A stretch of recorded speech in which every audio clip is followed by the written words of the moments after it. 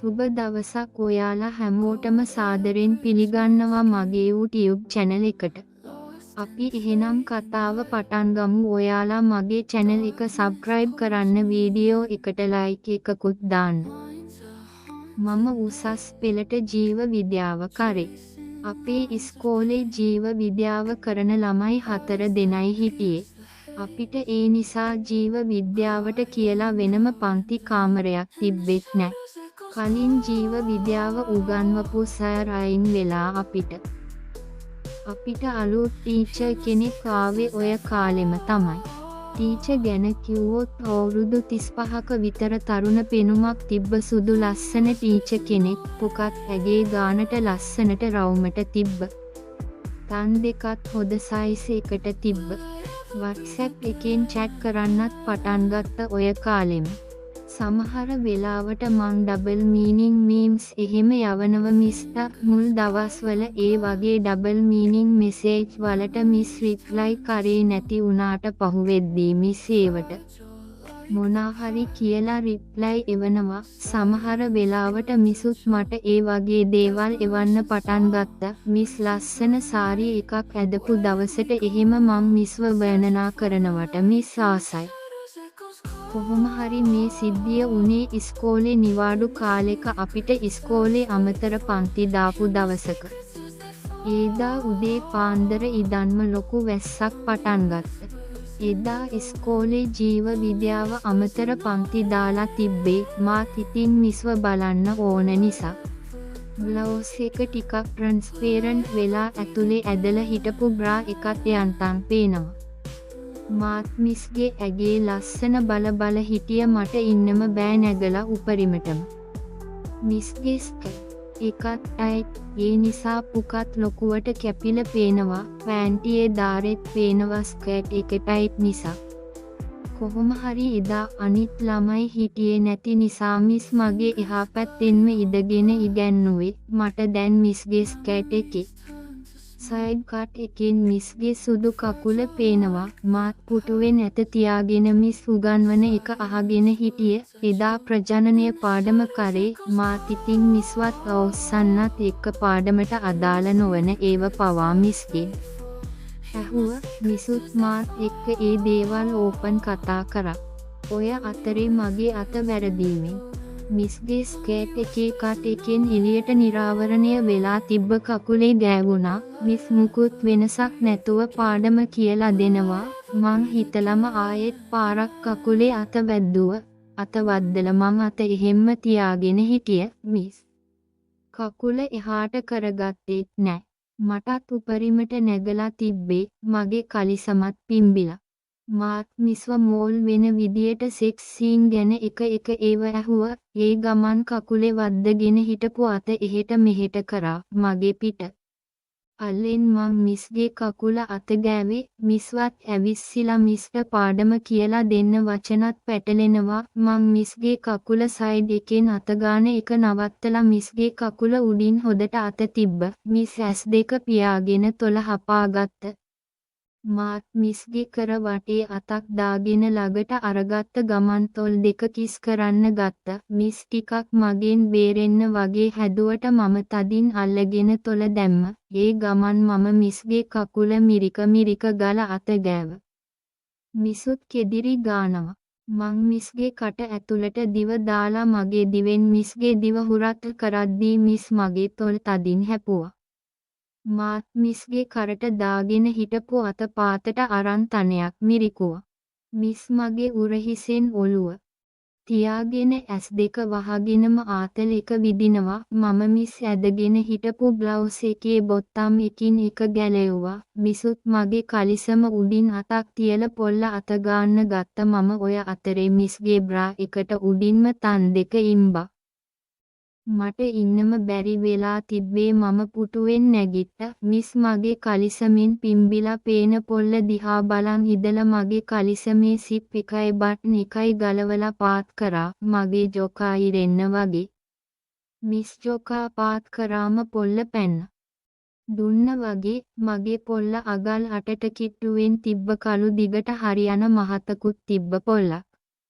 Miss මගේ පොල්ල දැකලා ඒකනම් මරු සයිස් කියලා හරව හිටිය මට ඉන්නම බෑ. අනේ මිස් කටට ගන්නකෝ කියලා කිව්ව ගමන් මේකි මගේ පොල්ල කටේ දාගෙන උරන්න ගත්ත. අම්මෝ මට පට්ට සැපක් මිස් දෙනවා සුපිරියටම කටට අරන් නම් පුරුදේ වගේ. මාත් මිස්ගේ ඔළුව අල්ලගෙන පොල්ල හොදට ඇතුළට දාන ගමන් අනිත් අතින් මිස්ගේ බ්‍රා එක පන්නල බෝල තන් දෙක මිරිකන්න ගත්ත. මිසා ගගා කෙදිරි ගාන ගමන් දිවෙන් මගේ පොල්ල ලෙවකකා කටට ගත්ත. ටිකක් වෙලා එහෙම කරල මං පොල්ල මිස්ගේ තන් දෙක මැද්දෙන් තියල ගහන්න ගත්ත. මිස් තන් දෙක අත් දෙකෙන් තද කරගෙන මට සපෝට් එක දුන්න. මාත් ටිකක් වෙලා තන් දෙක මැද්දේ තියල ගහන්න ගත්ත. මිස් තන් දෙක අත් දෙකෙන් තද කරගෙන මට සපෝට් එක දුන්න. මාත් ටිකක් වෙලා තන් දෙක මැද්දේ ගහලා පාත් වෙලා මිස්ගේ තනයක් කටේ දාගෙන උරන්න ගත්ත. මං මිස්ගේ නිපල් එක හපා තනේ ඉරුවා. මගේ දත් පාරවල් වලට මිස්ගේ සුදු තනේ රතු වුණා. මිසුත් කෙදිරි ගානවා හොදටම. මං මිස්ව උස්සල මේසේ උඩින් වාඩි කරලා මං මිස්ගේ කකුල් දෙක පහළ ඉදන් කිස් කරන්න ගත්ත. ඒ අතරේ එක අතක් ස්කර්ට් එක ඇතුළට දාගෙන ගල අත ගෑවා. මං මිස්ගේ කකුල උඩට කිස් කරගෙන එද්දි මිස් කකුල් දෙක පළල් කරල මගේ උරහිස දෙපැත්තෙන් දාගත්ත. මාත් මිස්ගේ සුදු කකුල් දෙක ලෙවකකා කිස් කරගෙන උඩට ආවා. ටිකක් වෙලා ගල් දෙකම හප කිස් කරල මං මිස්ගේ පෑන්ටිය උඩින් හුත්ත ඉබින්න ගත්ත. මිස්ගේ පෑන්ටිය තෙත් වෙලා හොදටම ගෑනි මම හුත්ත කිස් කරනකොට කෙදිරි ගානව ඉවරයක් නැතුව. මම මිස්ගේ පෑන්ටිය ගැලවුවා ස්කර්ට් එකත් එක්කම. අම්මෝ පිස්සු වගේ මට මං ආයෙත් හුත්ත උඩින් කට තියාගෙන ලෙවකන්න ගත්ත. ජූස් ගලල හුත්ත දිලිසෙනවා.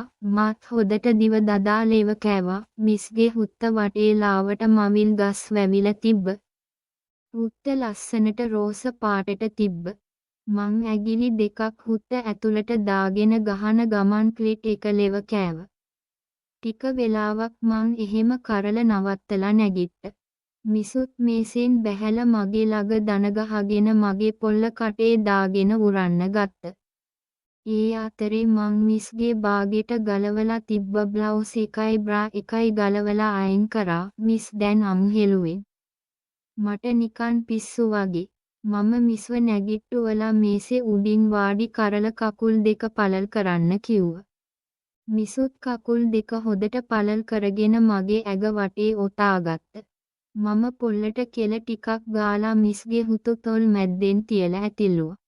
ටිකක් මිස්ට සැප වැඩි කමට කෙදිරි ගාගෙන මේසේ උඩ හාන්සි වුණා.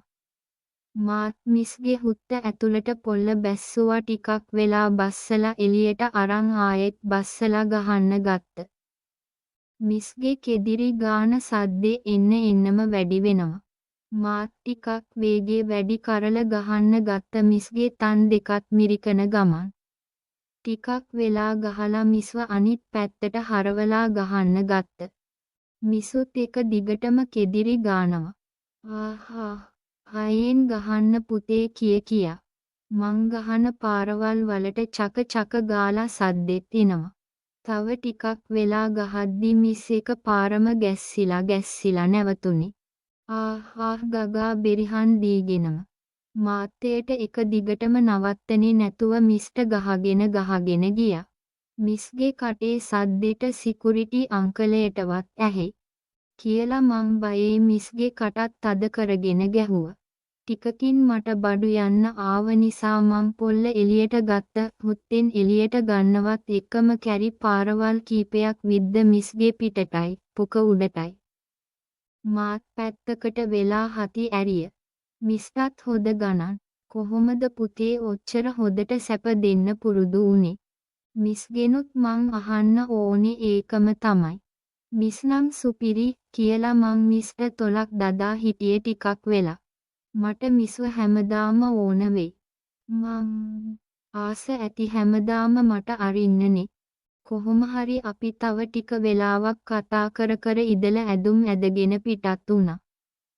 අපි පහලට ඇවිත් එනකොට සිකුරිටි අංකල් ගහක් යට බංකුවක ඉඳගෙන ඉඳලා අපිව දැකලා නැගිටලා ආවා. මිස් පාඩම ඉවරද කියලා හෙන කුපාඩි හිනාවක් දාගෙන ඇහුවා. ඒ අහපු විදියට මිස්ගේ මූණ රතු වුණා. මටත් හීන් දාඩිය දැම්ම. මිස් ඔෆිස් එකට ගිහින් පොතේ අත්සන් කරලා යන්න කියලා සිකුරිටිය මිස්ට කියලා ඔය ළම යන්න දැන් කියලා මාව යැව්වා. මාත් ටිකක් දුරට ඇවිදගෙන ගිහින් හොරෙන්ම මිසයි සිකුරිටි අංකලේ යන දිහාට ෆලෝ කරා. මට දැනගන්න ඕන උනේ අංකලයට අපේ වැඩේ මාට්ටුද කියන එක.